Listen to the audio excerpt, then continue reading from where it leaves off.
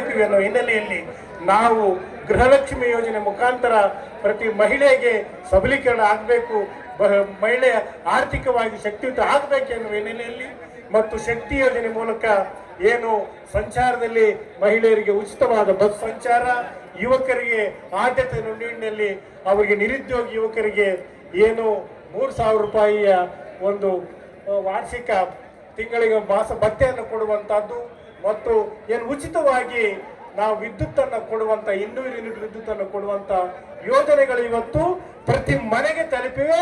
ಆ ಮನೆಗಳಿಗೆ ಯಾವುದೇ ಜಾತಿ ಧರ್ಮ ಪಂಥ ಭೇದ ಭಾವ ಇಲ್ಲದೆ ಎಲ್ಲರಿಗೂ ಕೂಡ ಆ ಯೋಜನೆಗಳ ಒಂದು ಲಾಭ ಇವತ್ತು ತಂದಿದೆ. ಅದು ಈ ರಾಜ್ಯದ ಏನು ಕಾಂಗ್ರೆಸ್ ಸರ್ಕಾರದ ದೊಡ್ಡ ಸಾಧನೆ ಆಗಿದೆ ಅನ್ನುವಂತ ಮಾತನ್ನು ಹೇಳ್ತಾ HY ಮೋದಿ ಅವರು ಈ ಭಾಗದಲ್ಲಿ ಬಹಳಷ್ಟು ಅಭಿವೃದ್ಧಿ ಕೆಲಸಗಳನ್ನು ಮಾಡಿರುವಂತಹದ್ದು.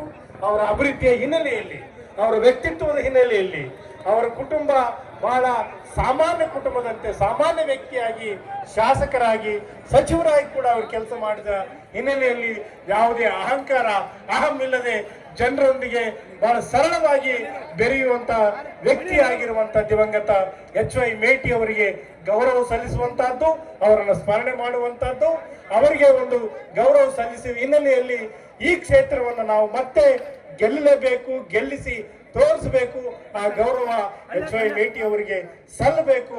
ಅವರ ಪುತ್ರರಾದಂತ ಉಮೇಶ್ ಮೇಟಿ ಅವರನ್ನ ಬಹಳ ಅತ್ಯಂತ ಹೆಚ್ಚಿನ ಮೆಜಾರಿಟಿಯಿಂದ ಗೆಲ್ಲಿಸುವುದರ ಮುಖಾಂತರ ಈ ಭಾಗದ ಎಲ್ಲ ಏನು ನಾಯಕರು ಜಾತಿ ಧರ್ಮ ಪಂಥ ಎಲ್ಲ ಕ್ಷೇತ್ರಗಳಲ್ಲಿ ಅವರೆಲ್ಲರೂ ಕೂಡ ಒಗ್ಗೂಡಿ ಕೆಲಸ ಮಾಡಿ ಮೇಟಿ ಅವರ ಗೆಲುವಿಗೆ ಕಾರಣೀಭೂತರಾಗಬೇಕೆನ್ನುವಂತ ಮಾತನ್ನು ಹೇಳ್ತಾ KPCC ವತಿಯಿಂದ ಒಂದು ಉಸ್ತುವಾರಿ ಸಮಿತಿಯನ್ನು ಕೂಡ ಮಾಡಲಾಗಿದೆ.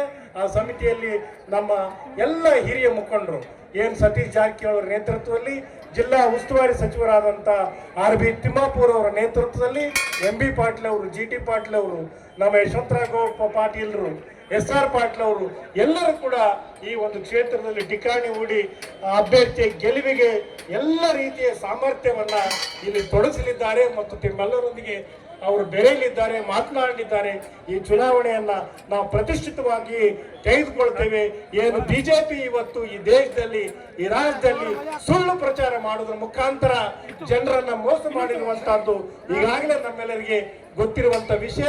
ಯಾವುದೇ ಯೋಜನೆಗಳು ಜನರಿಗೆ ಅನುಕೂಲವಾಗಿರುವಂತಹದ್ದು, ರೈತರಿಗೆ ಅನುಕೂಲವಾಗಿರುವಂತಹದ್ದು, ಯುವಕರಿಗೆ ನಿರುದ್ಯೋಗ ಸಮಸ್ಯೆ ನಿವಾರಣೆ ಮಾಡುವಂತ ಯಾವ ಯೋಜನೆಯನ್ನು ಕೂಡ ಈ ಬಿಜೆಪಿ ಸರ್ಕಾರ ನರೇಂದ್ರ ಮೋದಿ ಇಲ್ಲಿವರೆಗೂ ಕೂಡ ಮಾಡಿಲ್ಲ ಎನ್ನುವಂತ ಮಾತನ್ನು ಕೂಡ ಈ ಸಂದರ್ಭದಲ್ಲಿ ನಾನು ನೆನಪು ಮಾಡ್ತೇನೆ. ಅದರ ವಿಶೇಷವಾದಂತ ವಿಶ್ಲೇಷಣೆಯನ್ನ ಈಗಾಗಲೇ ನಮ್ಮ ಮುಖಂಡರು ತಮ್ಮ ಮುಂದೆ ಹೇಳಿದ್ದಾರೆ. ಆ ಕಾರಣದಿಂದ ಬಿಜೆಪಿ ಯಾವುದೇ ಕಾರಣಕ್ಕೆ ಮತ್ತೆ ಈ ಕ್ಷೇತ್ರದಲ್ಲಿ ತಲೆ ಎತ್ತಬಾರದು ಎನ್ನುವಂತ ಮಾತನ್ನು ಕೂಡ ಎಚ್ಚರಿಕೆಯ ಮಾತನ್ನು ಕೂಡ ಹೇಳ್ತೇನೆ. ಆ ಹಿನ್ನೆಲೆಯಲ್ಲಿ ಬಿಜೆಪಿಯ ಇಲ್ಲಿ ಮುಖವಾಡ ಇಲ್ಲಿ ಮತ್ತೆ ಬರಬಾರದು. ಕಾಂಗ್ರೆಸ್ ಪಕ್ಷದ ಧ್ವಜ ಯಾವತ್ತೂ ಕೂಡ ಮೇಲೆ ಹಾರಬೇಕು. HY ಮೇಟಿ ಅವರಿಗೆ ನಾವೆಲ್ಲರೂ ಕೂಡ ಗೌರವ ಸಲ್ಲಿಸಬೇಕು.